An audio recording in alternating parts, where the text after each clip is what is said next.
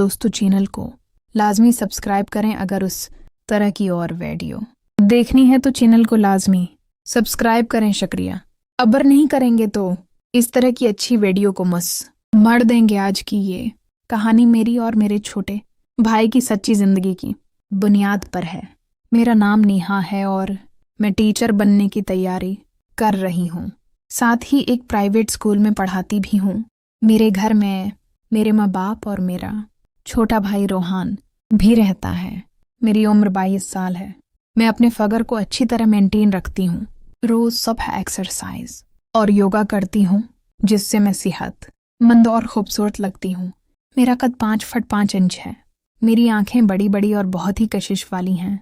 मेरा भाई रोहान मुझसे 2 साल छोटा है और उसकी उम्र 22 साल है।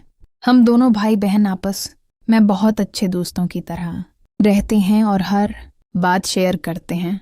एक दिन मैं अपने छोटे भाई रोहान से कुछ ज़ाती बातों कर रही थी।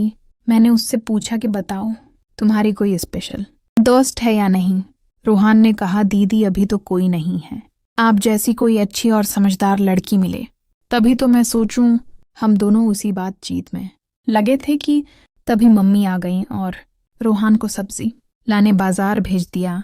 रोहान चला गया, लेकिन मेरे दिल में उसकी बातें घूमने लगें कि वो मुझे अपनी स्पेशल दोस्त के तौर पर देखता है। इतना सोचते सोचते मुझे नींद आ गई।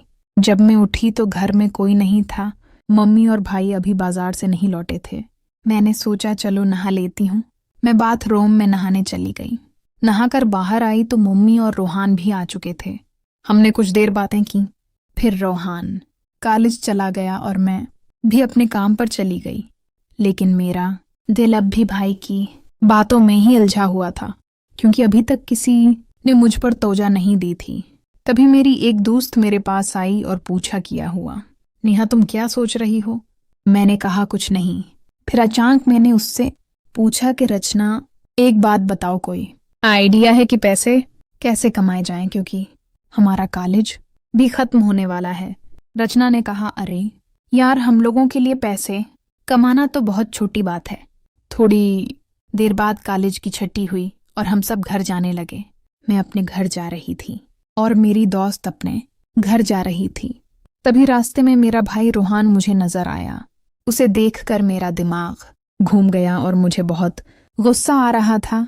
वो 3-4 लड़कियों के साथ घूम रहा था। मुझे देखकर बहुत सी जलन हो रही थी, क्योंकि घर में पापा इतनी मेहनत से पैसे कमाते हैं और ये यहाँ पढ़ाई के बहाने पैसे ज़ाया कर रहा है। मैंने इस वक्त तो कुछ नहीं कहा और घर चली गई। मैं घर पर उसका इंतज़ार कर रही थी और बहुत गुस्से में थी। मैं मम्मी पापा से ये बात बताने के बारे में सोच रही थी, लेकिन मैंने अभी तक उन्हें कुछ नहीं बताया था। शायद उन्हें ये सुनकर दुख पहुंचे। तभी रोहान घर आया। वो आते ही सीधा अपने कमरे में चला गया। मैं भी उसके कमरे में गई तो देखा कि वो आराम से टीवी देख रहा था। मैंने उससे कहा, रोहान तुम सच बताओ, बाहर स्कूल के नाम पर लड़कियों के साथ घूमा करते हो ना? तुम इन लड़कियों के साथ मत रहो, वरना वो तुम्हारी जिंदगी बर्बाद कर देंगी। तभी रोहान ने कहा, नहीं दीदी, इनके साथ घूमने में तो मुझे बहुत अच्छा लगता है और बहुत मज़ा भी आता है। आप ही बताओ, यही तो उम्र है ना घूमने के लिए। मैं अभी नहीं मज़े करूं तो कब करूंगा? वो भी बहुत गुस्से में ये सब बातें मुझसे कह रहा था। फिर मैंने उसे बहुत समझाया कि ये सब गलत है, तुम मत करो। लेकिन उसने मेरी एक बात नहीं सुनी। आखिरकार मेरे बहुत समझाने पर वो मुझसे बोला कि अच्छा ठीक है, मैं इन लड़कियों के साथ नहीं घूमूंगा, लेकिन उसके लिए मेरी भी एक शर्त है जो आपको माननी पड़ेगी। अगर आप मेरी शर्त मान लें तो मैं इन लड़कियों के साथ रहना और घूमना भी छोड़ दूंगा। मैंने कहा, हाँ बताओ, क्या शर्त है तुम्हारी? रोहान ने कहा, जैसे वो लड़कियां मेरे साथ घूमती हैं और मेरी सारी ज़रूरियात पूरी करती हैं, क्या आप मेरे साथ घूमेंगी और मेरी सारी ज़रूरियात भी पूरी करेंगी? मैंने कहा, तुम पागल हो गए हो क्या? ये नहीं हो सकता और मैं तुम्हारे साथ क्यों घूमूंगी? इस पर रोहान ने कहा, तो फिर इसीलिए कह रहा हूँ, मुझे कुछ भी मत समझाओ और अपना इल्म अपने पास रखो। मैं जो कर रहा हूँ इसमें तुम टांग मत उड़ाओ। मैंने कहा, अच्छा ठीक है, चलो मैं तुम्हें शाम को सोच समझ कर बताती हूँ। इतना कहकर मैं उसके कमरे से अपने रूम में आ गई और बेड पर बैठकर उसकी बातें सोचने लगी। मुझे अच्छी तरह समझ आ रहा था कि मेरा भाई मुझसे क्या कहना चाहता है। उसकी बातें सोचते ही मेरा दिल बहुत तेजी से धड़कने लगा और धड़कने और तेज हो गई। मैं ये सब सोच भी नहीं सकती थी कि मेरा छोटा भाई मेरे साथ ये सब करना चाहता है। मुझे तो लगता था कि कोई दूसरा लड़का मेरा बॉय फ्रेंड बनेगा, लेकिन अपने भाई की बात सुनकर मुझे लगा कि वो मुझे अपनी गर्ल फ्रेंड बनाकर मेरे साथ घूमेगा और शायद वो सब काम भी करेगा। यही सब बातें मेरे जहन में चल रही थीं और मेरे दिल की धड़कनें बहुत बढ़ गई थीं। अगर इस वक्त कोई मेरे पास होता तो मेरी घबराहट को अच्छी तरह महसूस कर लेता। फिर अचानक मुझे उसकी पहली बातें याद आ गईं कि वो मुझे कैसे घूरता रहता था। अब मैं उसकी निगाहों को अच्छी तरह समझ गई थी और उसने ये भी कहा था कि खास आप जैसी गर्ल फ्रेंड मिल जाए। मैं अब उसकी बात को बिल्कुल अच्छी तरह समझ गई थी कि वो मुझसे क्या चाहता है। मैं बहुत परेशान थी कि मैं क्या करूं, हाँ बोलूं या ना बोलूं।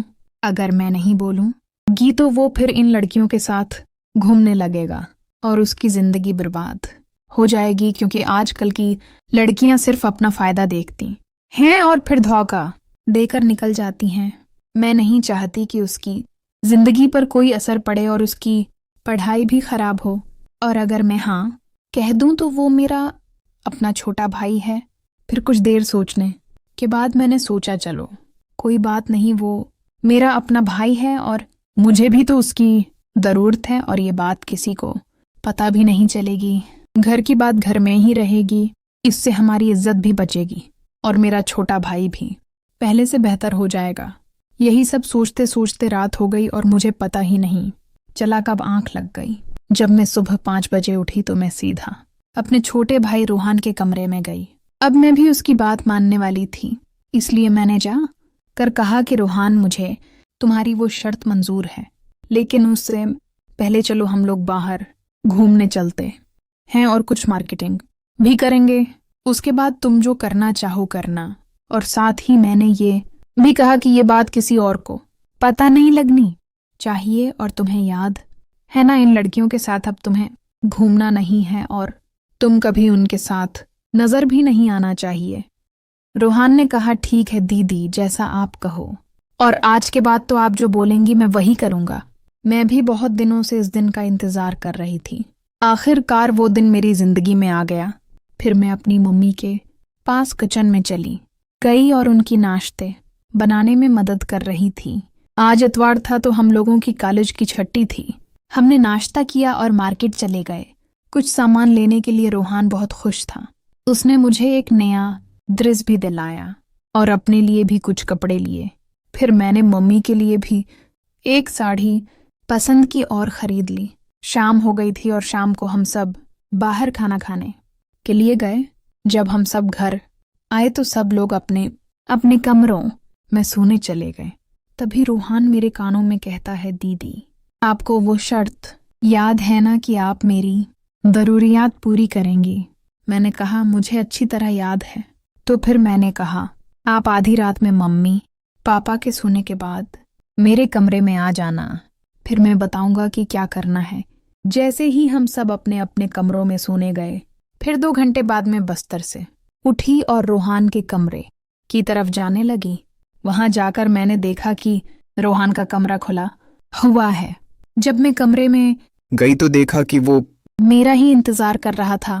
वो बोला आप बहुत लेट हो गई। मैंने कहा मम्मी पापा के सोने का इंतजार कर रही थी। भाई ने कहा चलो ठीक है, आपने कहा था कि आप मेरी ज़रूरियात पूरी करेंगी। मैंने कहा हाँ बोलो। उसने कहा काम यह है कि मैं एक बिजनेस करता हूँ।